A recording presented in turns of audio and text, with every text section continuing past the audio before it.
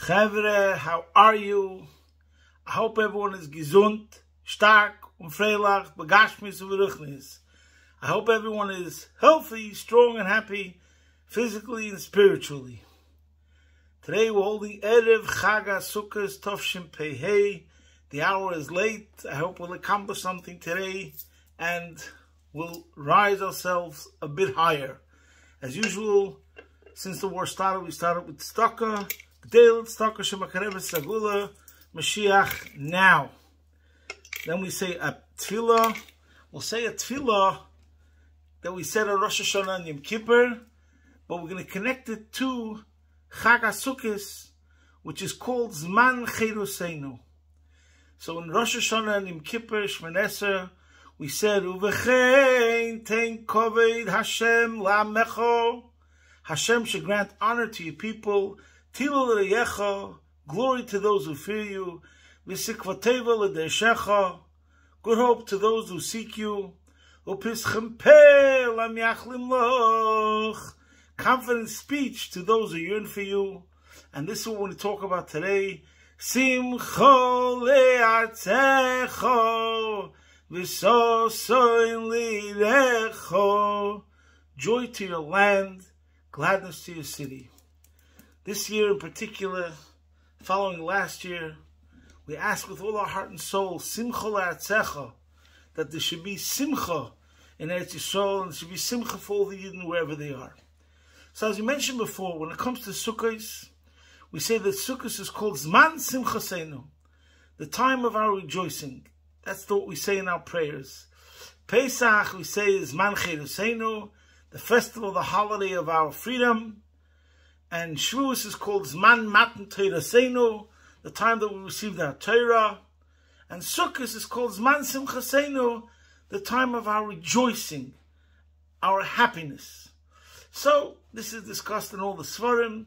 Why is it that even though V'samachta b'chagecha technically refers to the Shalosh Ugolim, and that's where there's certain halachic ramifications, that there has to be Simcha b'chagecha, which refers to the Shalosh Ugolim, Pesach and Shavuos included, but in particular, we see by Sukkos that it's called Zman Simchaseinu more than Chag Pesach and Chag Shavuos.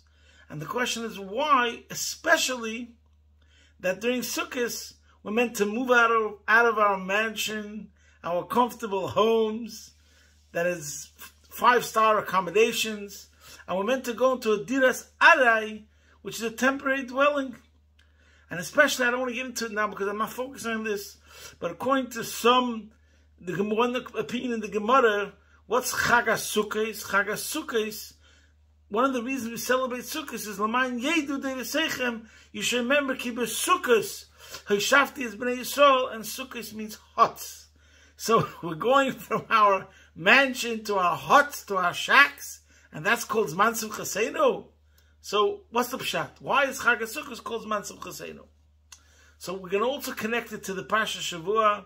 As we said many times, the Alter Rebbe said in Daf Leben, with the Parsha Shavua, we have to see where in the Parsha does it talk about Simcha in particular.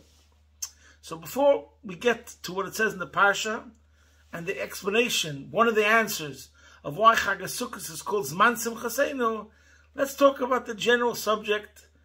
I think maybe you could say safely that one of the most pressing, popular questions of mankind is about happiness. How do I become happy?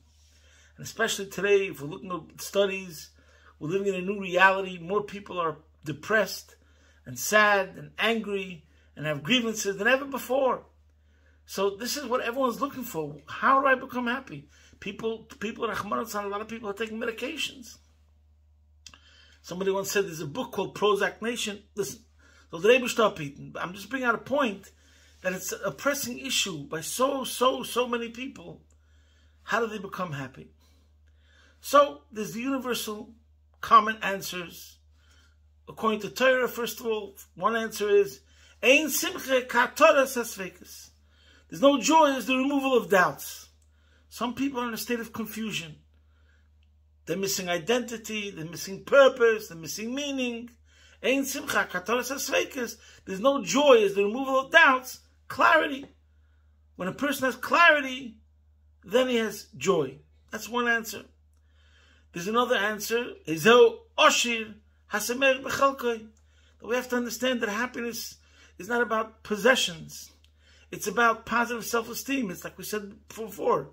If you have a conviction in your identity, in your heritage, in your culture, things like that, like there's a saying, the deeper the roots, the stronger the tree. So you have to realize it's not about possessions. And therefore, every article about happiness these days is connected with gratitude. In Yiddishkeit, we get up in the morning, thank you, Hashem. So that obviously adds to the happiness. When a person doesn't live with a sense of entitlement, then he's happier. Okay. But today, I want to talk about the most simple answer to happiness. And I'm talking now as a teacher, and I'm talking now as a Yid at the beginning of the year, where Rosh Hashanah, it says that every single person, the concept of New Year resolutions, which there's a problem.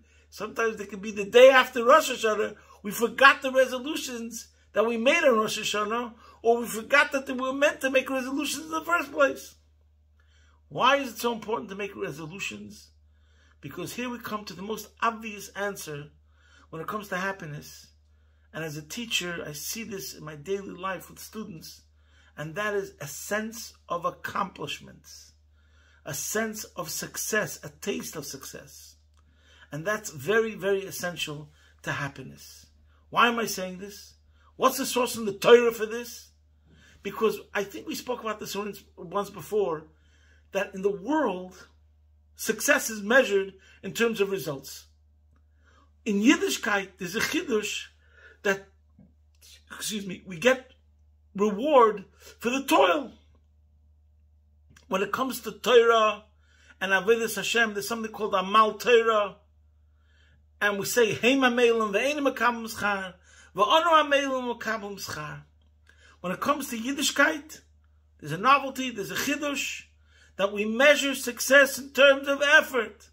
And the Alter Rebbe discusses it at length in chapter 15 of the Tanya. We're not getting into it right now. But there's the other side of the coin. And that is that there has to be a sense of success connected to results. How do we know that? So first, we'll talk about the Parsha. And then we'll go to Chag Sukkos. The most amazing answer of why Sukkos is called Zman Simchaseinu. In this week's Parsha, V'zois HaBracha, Moshe Rabbeinu blesses the Bnei Yisrael, and he says, Ulu Zvulun Omar Smach Zvulun B'tzeisecha. To Zvulun he says, Zvulun, rejoice in success when you go out to trade. V'socha be'elecha, and you socha in your tents of Torah. Now if you look at Rashi, Rashi says in the words, Smach Zvulun B'tzeisecha, Zvulun, rejoice when you go out.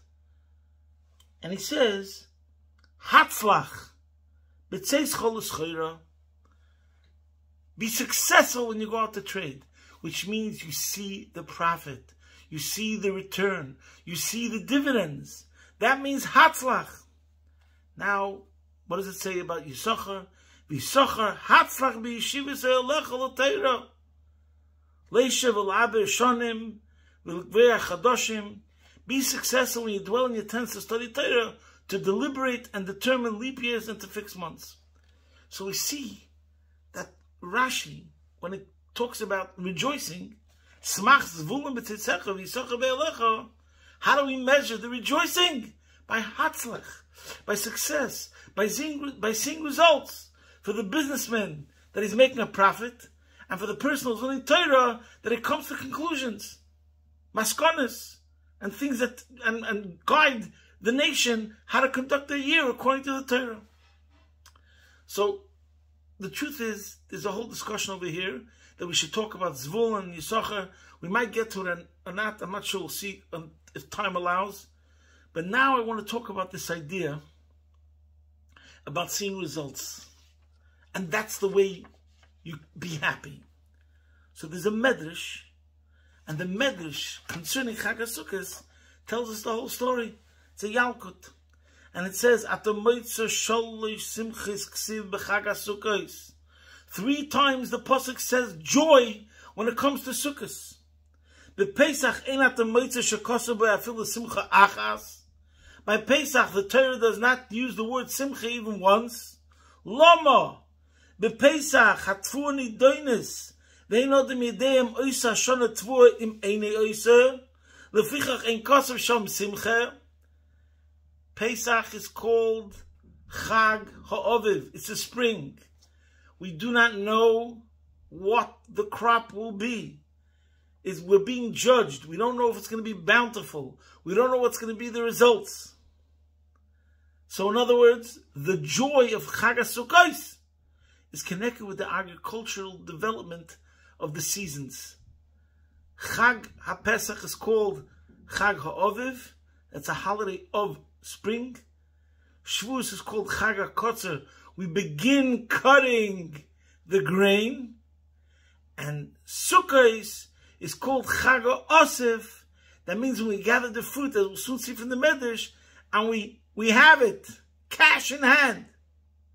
So I'm in the middle of quoting the Medrash. So about Pesach it says, we don't know Bechlal, whether the produce is going to be bountiful, so it doesn't even say once Simcha.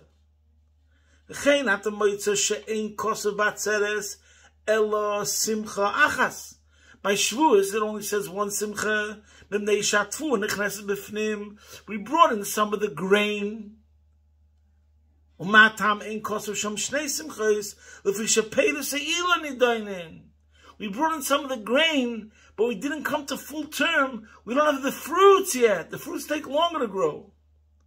Aval b'chag HaSukkos lefi shenitlu anafoshes dimus.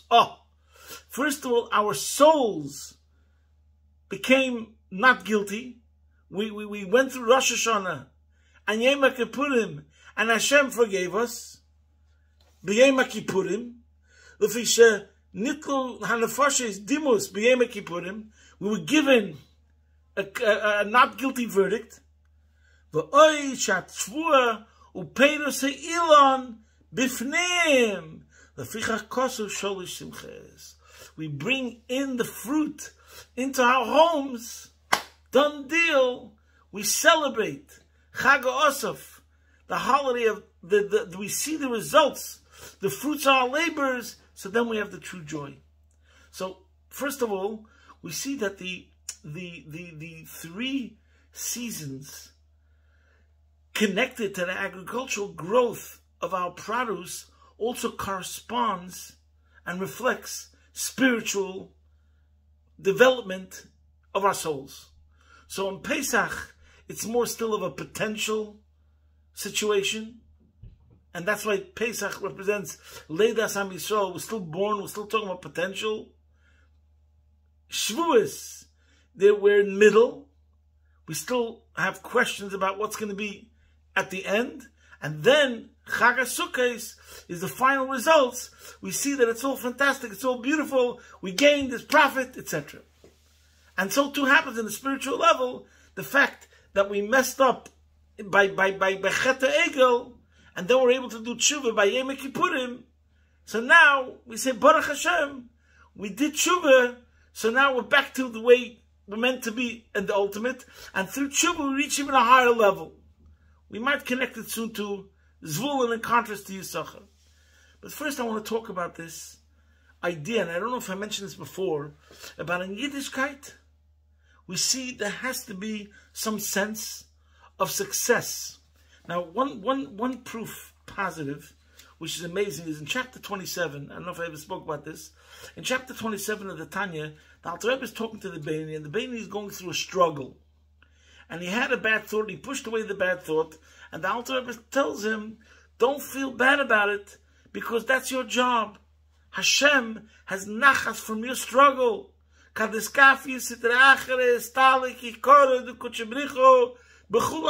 a phenomenal statement that the Alter Rebbe quotes from the Zohar, that when a Jew struggles and he suppresses, pushes away the evil that's in him, or the evil inclination, he causes a glory to the Eibishter throughout all the worlds, all the levels of spiritual levels. He causes the greatest glory of Hashem to be revealed. One of my mashpiyim, Rabbi Tzibul, once said that he was by a farbrengen of the Rebbe, and the Rebbe usually didn't pick up his hand over the table, but when he spoke about a skafi once, the Rebbe said, Melech said that he was by a farbrengen, and the Rebbe said, Kad skafi sitra achere stali kikore du kutshe brichu b'chum halmen mit ein skafi kert meniber. And the Rebbe picked up his hand from under the table, and he went, Kert meniber gan say the ishtalshus. We turn over the entire order in the galaxy of all the worlds with one time that you desired to do something which was negative, and you suppressed it, and you were triumphed over that test. You caused the glory of Hashem to be revealed like nothing else. So the Alter Rebbe's message throughout chapter 27 is to say, hello, this is your position. Stand over here, guard this door. Don't let the enemy come in even by one iota. And you should know that Hashem enjoys this and takes great pleasure, and you're causing forces of good to triumph, and you have no idea what you're accomplishing. So when you learn the chapter in the beginning, it seems like the main point is that Hashem is getting this pleasure. But what about you? Do you ever graduate from the struggle? Is there a sense of advancement? And then, at the end of chapter 27, the Alter Rebbe says, V'yisim kedoshim kloimar, soifa li is kodesh, umuvdel be'emes me'asiter achra, aydeshem makachin eise haben u'mayla, u'mesayim en eise legashem u'libay ma'at. And he says over here, he talks about the idea of odem makadashatz me'ma'at, makachin eise haben u'mayla, shetas atzchum kedoshim. And then he says that you succeed. And the question is, isn't that a bit of an about to face to what he said till now? And actually the words in the end of chapter 27 said that he becomes Kodesh Mugdal Be'emes Me'asiter Achre. That's huge. He's saying that in the end, if you work hard, you actually become removed from Sitra Achre. I don't want to get into what it means over there right now. That's not my point. My point is that the whole chapter, he speaks about 2 pages about how it's not really about your rank or about your graduating. It's about Hashem is there with your struggle, and Hashem gets an unbelievable nachas ruach, and you're changing the whole galaxy and all the spiritual realms. But what about you? First, it seems that that's not so relevant. But at the end, he finishes the chapter and says you should know that through this you also graduate. You also reach a higher level. So I think because in the end, that is built in to Yiddishkeit. The idea, as we spoke today, smach zvulun b'tzisecha v'yisacha be'elecha, hatzleich, simcha, and hatzlacha go together. You have to see return. You have to see some dividends. You have to see advancement. You have to see development. You have to see growth. So there's one mashal from the Frierdiker Rebbe, which is mentioned in Likutei Sichos. I think it's Bahar Chelik Gimel in the last, or B'chukaisai, the Sikha about Ribbis, where he brings a mashal that the Frierdiker Rebbe said that there was once a worker, like it's a mashal, it's an analogy where there's a parrot, there's some duke, there's some baron, landowner, and he sees one of his workers working in the field and it's boiling outside, and he says, you know what, I'll pay you more to come into my study and to stand there with a sickle and just swing it in the air up and down. Now I'm paying you $2 an hour, I'll give you $5 an hour, just stand over there. So originally the worker says, yeah, for sure, he's getting paid more, or whatever the deal was. He's in the house, there's air conditioning, instead of sitting and standing in the glaring sun, he's able to it's easier. It's not bone crunching, back breaking work in the field where it's hot and you have to cut the stalks of grain and gather them and tie them up. All I'm asking you to do is stand in my office and just make with your hand like this all day long. First he's happy and he's enjoying it, but after a while he says, I cannot continue. Why? I forgot the Lashon that Rebbe brings over there in the Sikha, but in Yiddish, it was a Russian word in the analogy that the Frierdiker Rebbe gave, but in Yiddish the word is, Es setzt sich nicht der Arbeit. I do not see the point in the work. I do not see results. I'm not accomplishing anything. I can't do a work, even if I'm getting paid more. If I don't see the point, I don't see results. It can't be successful. And there's another famous analogy, similar, that's brought down by others, but a similar point. There was a person who was in prison he had a sentence, I don't know, 5 years, 10 years, and he was attached to some sort of mechanism where he's walking around and walking around and walking around. Anyways, the day comes of his release from prison, and he walks out the prison. He gives a turn to his left. He sees some contraption, and he just breaks down and sobs, and he's crying. Somebody walks over to him and says, "What are you crying about? Today should be the happiest day of your life. You were in prison, and now you're a free man." And he answers, "You don't understand. What I just realized is even worse than the imprisonment itself. The whole time when I was in prison and I was walking around and I was connected to some sort of contraption, I felt I was accomplishing something. I felt that this mechanism, this contraption, was connected to some other wheels and some other things, and I was generating some electricity and who knows what, or something I was accomplishing. Now I see that this contraption is not connected to anything else, and therefore, I haven't accomplished anything with the entire time that I was here. And that crushes me and destroys me more than the fact that I was doing labor, or I thought that I was doing labor for the past couple of years. I was accomplishing something." So this is now the answer to the question. Why is Chag HaSukkos called Zman Simchasenu? Because taka we see the results, finally. We have it, the ingathering of the produce, where we're forgiven from whatever we did wrong through Yom Kippurim on a spiritual level, and that's why we have the Zman Simchasenu. Now let's connect it to Rosh Hashanah to make resolutions. I'm talking to myself right now. There's nothing that brings the person joy as starting a project. You start a new project. Do yourself a favor. Take a resolution. Buy a machberes, a notebook that says Chidushay Torah on it, and start writing down something you heard, something you saw in a sefer. You don't understand what kind of chayis chodosh, what kind of inspiration, what kind of vitality, what kind of passion you're going to get, new enthusiasm in your spirituality. And this is what we should all be thinking about. We're still in Chodesh Tishrei. We're still only a week and a half from Rosh Hashanah. And if you forgot what your resolution was, try to think back. Make a resolution right now. Do yourself a favor. Today, the topic is, you want to be happy? Start accomplishing something. Look at some area in your life where, they say an expression in English, man's got to know his limitations. Look in some area in your life where you feel there can be an improvement. Focus on that in a positive way. Today was the game. Today, Yud Gimel Tishrei. Tonight it's already early Yud Daled. Yud Gimel Tishrei was the Yom Ha'ilula of the Rebbe Marash, who said in general, if you're facing an obstacle, they first say go under, and if you then fail, go over. I say, go over to start with. Which to paraphrase, could mean go big or go home. So if we're going with Chatchila Ribber, we're not talking just about small steps, we're talking about big plans. That's the Chatchila Ribber. But the point is, the Rebbe Marash also said a famous line, as good is best and it's better. So that's one of the most inspirational lines, because it's not coming out of negativity, it's coming out of positivity. Everyone is beautiful. You're all fantastic. You're all amazing. You're all the best.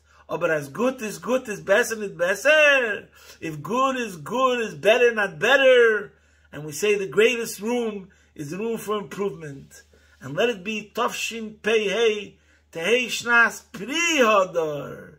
That's exactly what Chag HaSukkos is. That not only we bring in the grain into our house, we're able to bring in the fruit.